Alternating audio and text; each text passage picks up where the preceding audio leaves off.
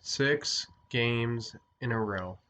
The Carolina Hurricanes, now I think I've criticized the team occasionally in their 6 game winning streak, have now won 6 games in a row. That is amazing. I love every second of that, especially in a 56 game season. You love to see it. And, in the thing is with this season is especially our division, it seems like our division is the biggest example of this. There's a haves and haves nots. And now the goal is now that most likely Chicago, uh, Carolina, Tampa Bay, and Florida are going to be the ones making the playoffs. It's positioning yourself to get the easier matchup because it's not going to be an easy matchup. I think our division is very top heavy and very bottom heavy, obviously. So you want to get the number 1 seed, and today Carolina pushed forward to doing that. And the division's so close, you could go from being number 1 seed to the bottom seed. And today Carolina did it. Now on to the game itself. I think Carolina has a weakness that Nashville managed to identify. And throughout the first period, I noticed I actually got bored watching the game, and I haven't gotten bored watching a game since I don't remember. I don't get bored watching hockey as much, but I didn't grow up during the dead puck era, so take of that what you will. But this was very much a dead puck era game, especially in the first 2 periods, and Nashville kind of stifled and got some of the momentum gone. And kudos to Nashville for doing that. I'm not bashing Nashville by calling their game style boring. They needed to play a boring game to win. Just as a fan, it wasn't as fun to watch, but kudos to Nashville for shutting down Carolina's momentum to the point where I'm like, Carolina might get shut out. And I will say it went really well. And then Nashville started taking penalties, and Carolina kept drawing the penalties. And, there were a lot of titty tat calls this game. And I don't like titty tat calls. For me, especially when I was a player myself, I'd rather have the referee call nothing than everything. If a referee was calling nothing and people got upset that that wasn't a call, I'm like, it could be worse. They could be calling titty tat players. But on the flip side of that, if you're playing a game and the referee has said, hey, if you even put your arm out to try and hold the guy, don't do that. I'll call that a penalty. You shouldn't do that. So, Svechnikov, when he got his penalty, I was like, well, we already had one penalty similar to that. Or no, who was the other one that got the Fogel's penalty? I was like, Svechnikov got a penalty for doing the same thing. The refs have told you, hey, we're calling that today. And Carolina kept, and so we got into penalty trouble, and so did Nashville. Now, I'll talk about the Fabry hit because it ties into the Wilson hit. I don't think this hit was as dirty as the Wilson hit. The Wilson hit was just ugly. And, Wilson hadn't had an incident like that in 2 years, 2 or 3 years, I will say. I know he's a controversial player. I do like physical players, but Wilson's hit against Carlo, it ties into this game. That's why I'm mentioning it. Wilson's hit on Carlo was very dirty. He drilled his head into the boards. And this one, like, I'm not gonna Svechnikov took a hit that was kind of a bit of a headshot with Forsberg, and Forsberg kind of backed into him.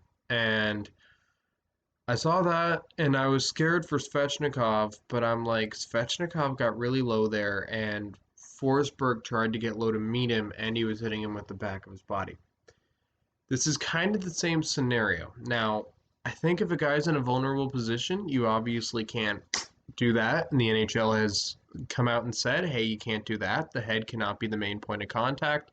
I get that. I think if a player tries to avoid making the head the main point of contact, and it still does, then you get into uh, there's a gray area. Like, if you're trying to avoid the head being the main point of contact, and to me, I don't know if Fabre did try to avoid making the head the main point of contact, but he didn't go out of his way to hit the head. McGinn was lower, and Fabre came in, and he came up with his elbow high.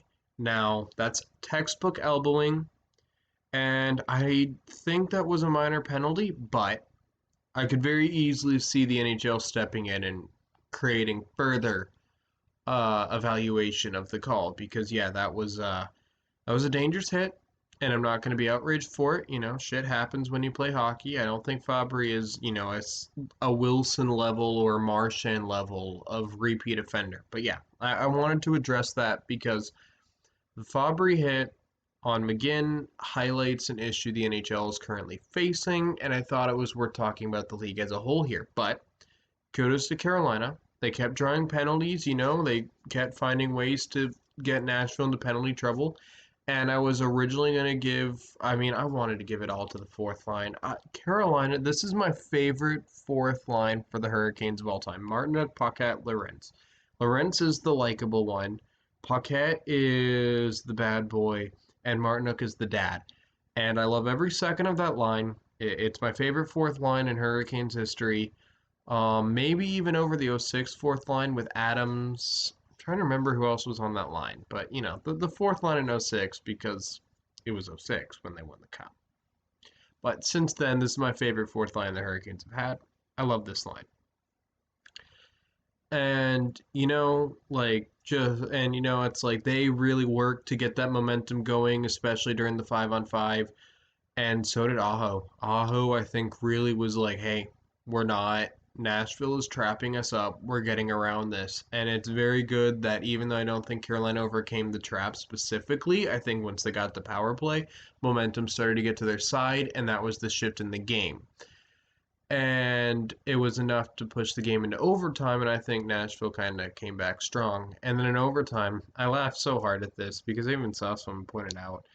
Jordan Staal wins the faceoff right to the bench. I was gonna joke that Jordan Staal was the playoff MVP because he won the faceoff and just I'm gone, you know, like all right, that's my job. Like you know, it's like when you work a blue collar job and you see someone else like messing up like 25 feet away from you, or no, not someone messing up, but like you know, you're like I stock produce for right now, and you know, you get the produce and everything, and you ship it off and everything, and then it's like, but how does it get to the truck?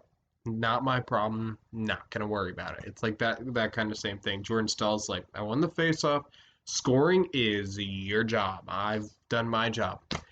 Aged very well because speaking of Jordan Stahl, he got 2 goals tonight. And you know, he was the fifth player for me that Nedeljkovic also had a good game. Want to point that out. Nedeljkovic played very well, and Carolina's going to have a difficulty finding their goaltending. But back, plowing ahead back to Jordan Staal, Hurricane of the game. He was one of the ones trying to get momentum, and he got 2 goals, including the game winner.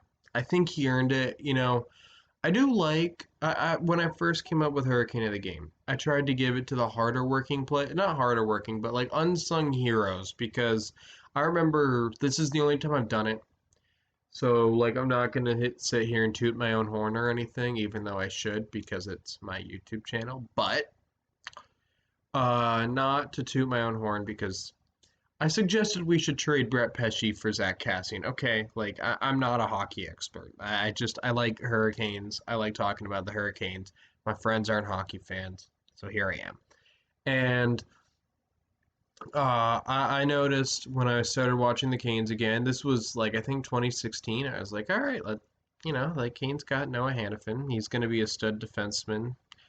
I was like, yeah, I really need to get back into watching hockey on a regular basis because I was playing hockey and hockey was still a big part of my life, but I wasn't watching the NHL except for playoffs because I'm like, my team sucks. But you know, but I still loved and watched hockey and everything. But you know, I would watch the Canes and I'm like, wow, this Slavin guy, he really makes a really good defensive play like every game.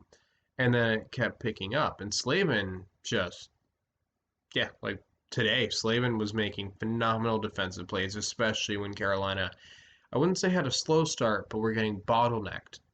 Slavin was the standout of that stretch of hockey to me. He was making some phenomenal defensive plays when he did a spin move and moved the puck up. So, yeah, and that's what I initially thought Hurricane of the game was going to be, but sometimes the player who gets the most goals or is just far and away the best player of the game deserves it as well. So, you know, I think Hurricane of the game honestly has become a mix, and I don't know why I'm putting so much specialty into a gimmick, but it's a gimmick I thought of, and I don't know if I'm proud of it, but I'm proud of it. And so yeah, but there's some insight into my head because why not? But yeah, that's my thoughts on this Hurricanes game, and I need to pull up the score of the game. Jonathan, you're being very professional these past few videos. It's like school when you were on top of it. Thursday versus Nashville again. So, yeah, I'll see you guys Thursday night at 7 p.m. Well, not, you know what I mean. For Hurricanes versus Nashville again. And hopefully we'll get the W. Now, more importantly, guys, comment down below what you guys thought about the game. Do you agree that Carolina kind of got the momentum going? Do you also find Jordan Staal in overtime kind of hilarious? Do you agree with Jordan Staal getting player of the game? All of that, comment down below. And comment down below. Oh, and if you like the content I'm producing on the channel, don't forget to hit like and subscribe on your way out. And I would very much appreciate that. But yeah, see you guys Thursday.